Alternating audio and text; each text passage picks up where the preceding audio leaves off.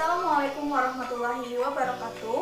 Selamat pagi, selamat siang, selamat sore, dan selamat malam viewers dimanapun kalian berada dan sedang menyaksikan video ini. Semoga kalian dalam keadaan yang sehat, semangat, dan bahagia ya. Oke, sebelumnya saya akan memperkenalkan diri saya terlebih dahulu. Nama saya Hairunisa, mahasiswi aktif dari Universitas Islam Negeri Antasari Banjarmasin, Fakultas Tarbiyah dan Keguruan, Program Studi Pendidikan Agama Islam Lokal E 2018. Seperti yang telah kita rasakan bersama bahwa Indonesia dan negara-negara lainnya tengah dilanda oleh pandemi virus COVID-19. Oleh karena itu, mari kita berdoa bersama-sama agar pandemi ini segera usai dan kita dapat menjalankan kehidupan yang baru dan lebih baik lagi. Amin ya robbal alamin. Selain itu, dampak dari virus COVID-19 ini telah berimbas ke berbagai aspek kehidupan, mulai dari aspek ekonomi, sosial, bahkan menuju ke aspek pendidikan. Syukurnya, sistem pendidikan di Indonesia itu fleksibel, yang tidak mengharuskan proses pendidikan dilaksanakan secara tatap muka langsung. Nah, sistem ini biasa disebut dengan pembelajaran daring atau pembelajaran dalam jaringan. Meskipun dalam hal ini banyak pro dan kontra yang membarenginya. Namun, sebagaimana dalam Quran Surah At-Taubah ayat 122 yang artinya adalah tidak sepatutnya orang-orang mukmin itu semuanya ikut pergi dalam kurung pergi ke medan perang. Mengapa sebagian dari mereka tidak pergi untuk memperdalam ilmu pengetahuan agama dan memberikan peringatan kepada kaum mereka jika telah kembali, agar mereka dapat menjaga dirinya. Nah, sebagaimana dalam Quran Surah At-Taubah ayat 122 tadi menjelaskan bahwa kita masih bisa memerankan peran kita masing-masing. Sebagaimana misalnya kita sebagai mahasiswa ataupun mahasiswi, begitu pula sebagai pelajar, akan lebih baik untuk kita tetap belajar. Adapun untuk tenaga medis, mereka yang bertugas untuk berperang langsung atau bersentuhan langsung dengan korban dari virus COVID-19 ini. Begitu pula dilakukan oleh pemerintah, di mana pemerintah telah mengeluarkan atau membuat berbagai kebijakan yang dirasa dapat menekan atau mencegah penularan dari virus COVID-19 ini. Well, terlepas dari semua itu, sebenarnya tujuan dibuat video ini adalah untuk melengkapi atau memenuhi tugas final test saya di semester 4 ini pada mata kuliah Strategi Pembelajaran PAI dengan dosen pengampu Bapak Jain.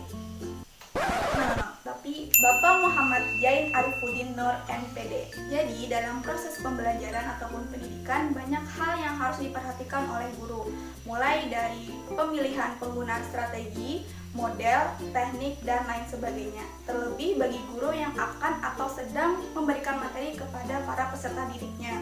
Nah, dari berbagai macam strategi, model atau metode dan teknik tersebut ada beberapa hal lagi yang harus diperhatikan oleh guru. Seperti yang pertama, kondisi si peserta didik. Bagaimana kondisi fisik dan psikis dari peserta didik. Kemudian yang kedua adalah materi dan waktu pembelajaran. Yang ketiga adalah sarana dan prasarana.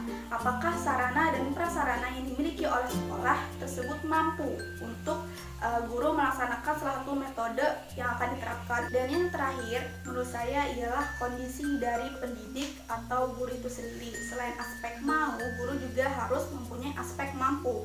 Kenapa? Karena jika guru hanya mau, ditakutkan ketika nanti melakukan atau melaksanakan salah satu metode dan terjadi kesalahan, guru akan sulit melakukan improvisasi. Oleh karena itu, aspek mau dan mampu harus dimiliki keduanya oleh guru yang akan mengajar di kelas tersebut. Nah, kali ini saya akan menjelaskan salah satu metode pembelajaran, yaitu metode mind mapping. Nah, sebelum saya menjelaskan lebih dalam lagi dari metode mind mapping, yaitu pengertian, langkah-langkah, media, kekurangan, dan kelebihan dari mind mapping, terlebih dahulu saya akan menjelaskan sejarah singkat dari metode mind mapping. Mind mapping ini pertama kali digagas oleh seorang psikolog Inggris. Beliau ketua Yayasan Otak atau Brain Foundation, kemudian pencipta dari klub pakar atau Brain Trust, dan beliau juga pencipta dari konsep melek mental. Siapakah beliau? Beliau adalah Tony Buzan. Mind mapping ini pertama kali diperkenalkan di dunia pada tahun 1970. Namun, literatur lain mengatakan bahwa mind mapping diperkenalkan di dunia pada tahun 1974. Menurut Tony Buzan, mind mapping adalah cara termudah untuk menempatkan informasi di dalam otak dan mengambil informasi dari luar otak. Menurutnya, ciri dari mind mapping ini adalah berwarna, bercabang, dan menimbulkan gambar. Dengan menggunakan gambar dapat membangkitkan daya ingat lebih cepat daripada kata dan berpotensial untuk meningkatkan berbagai asosiasi sehingga dapat meningkatkan daya berpikir yang kreatif dan memorial atau daya ingat yang kuat. Selanjutnya saya akan menjelaskan mengenai langkah-langkah penggunaan metode mind mapping ini. Dalam hal ini ada dua aspek yang harus diperhatikan. Pertama, aspek yang harus diperhatikan oleh guru. Kedua, aspek yang harus diperhatikan oleh siswa. Nah, aspek yang diperhatikan oleh guru yang pertama adalah guru terlebih dahulu menjelaskan atau menyampaikan kompetensi dasar yang akan dicapai. Kedua, guru menjelaskan konsep atau materi yang akan dibahas pada hari itu. Yang ketiga, bahwa metode mind mapping ini dapat dikombin atau dikolaborasikan dengan metode lainnya. Salah satunya adalah metode diskusi. Dalam hal ini, guru dapat mengcombine atau mengkolaborasikan metode mind mapping dengan metode-metode lainnya. Salah satunya adalah metode diskusi, sehingga guru dapat membagi beberapa kelompok di dalam satu kelasnya secara heterogen. Nah, setelah itu berikan beberapa waktu untuk murid atau peserta didik mengerjakan mind mapping yang telah Anda perintahkan. Nah, setelah semua dirasa selesai, tunjuk atau minta setiap kelompok mempresentasikan hasil mind mappingnya secara beraturan.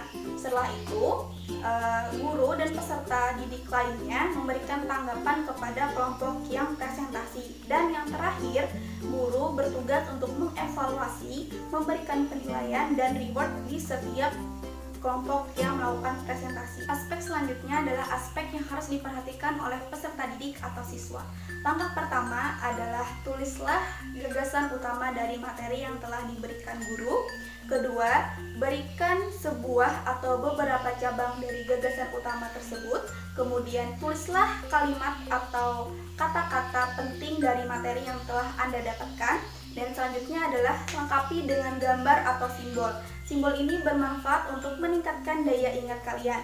Saya beri contoh jika kalian belajar tentang sejarah kebudayaan Islam, kemudian pada subbab atau pada bab Khulafaur Rasyidin, dan kalian mendapatkan tentang untuk menjelaskan Khalifah Umar bin Khattab. Nah, di sini kalian bisa menambahkan simbol singa berjumlah 2. Kenapa di sini saya memberikan contoh untuk memberikan simbol atau gambar 2 singa? Karena yang pertama, Khalifah Umar bin Khattab adalah khalifah kedua setelah Abu Bakar As-Siddiq. Dan gambar atau simbol singa adalah yang menandakan Khalifah Umar bin Khattab dikenal sebagai singa padang pasir. Langkah yang terakhir adalah gunakan warna untuk mengkreasi mind mapping milik kalian. Nah, warna ini hanya sebagai option buat kalian yang menginginkan mind mapping lebih berwarna atau colorful. Selanjutnya saya akan menyebutkan beberapa media yang dapat mendukung metode mind mapping ini berlangsung. Yang pertama, kalian bisa menggunakan kertas. Kedua, pulpen atau pensil, pewarna, dan yang terakhir kalian bisa menggunakan penggaris. Nah, media-media tadi yang telah saya sebutkan itu bisa kalian gunakan jika kalian diminta untuk membuat mind mapping secara manual. Tapi jika kalian tidak membuat mind mapping secara tidak manual, kalian bisa menggunakan software. Nah, software yang paling dasar yang kalian bisa gunakan adalah seperti Microsoft Word dan ataupun software-software lainnya. Next, saya akan menjelaskan tentang kelebihan dari menggunakan metode mind mapping. Yang pertama, dengan menggunakan mind mapping, catatan kalian akan terlihat lebih padat dan jelas. Kedua, siswa dapat bekerja sama dengan siswa lainnya. Dan yang ketiga adalah catatan para siswa atau peserta didik tersebut lebih berfokus karena hanya membahas pada inti-inti materi. Selanjutnya adalah kekurangan dari metode mind mapping. Yang pertama adalah ternyata hanya siswa yang aktif saja yang dapat berpartisipasi menggunakan metode mind mapping ini.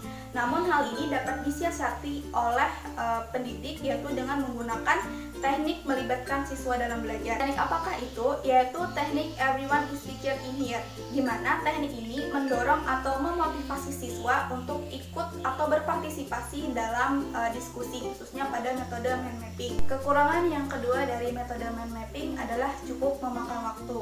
Yang ketiga, bahwa tidak semua murid mempelajari semua dari materi atau konsep yang diberikan. Kekurangan yang terakhir dari metode mind mapping adalah guru akan kewalahan ketika memeriksa mind mapping dari peserta didiknya. Nah, itu tadi penjelasan dari saya mengenai metode mind mapping. Semoga video ini bermanfaat untuk kita semua, karena metode mind mapping ini dapat digunakan dalam kehidupan sehari-hari, tidak hanya ditujukan untuk guru ataupun peserta didik. Nah, sebelum saya benar-benar menutup video ini, alangkah baiknya untuk kalian klik like, subscribe, dan share ya. Tapi sebelum share, kalian alangkah lebih baiknya untuk tinggalkan kalimat terbaik Anda di kolom komentar di bawah ini. Akhir kata, saya Khairunisa mohon undur diri. Mohon maaf apabila terjadi kesalahan, baik disengaja ataupun tidak. Wabillahi taufiq wal hidayah. Wassalamualaikum warahmatullahi wabarakatuh.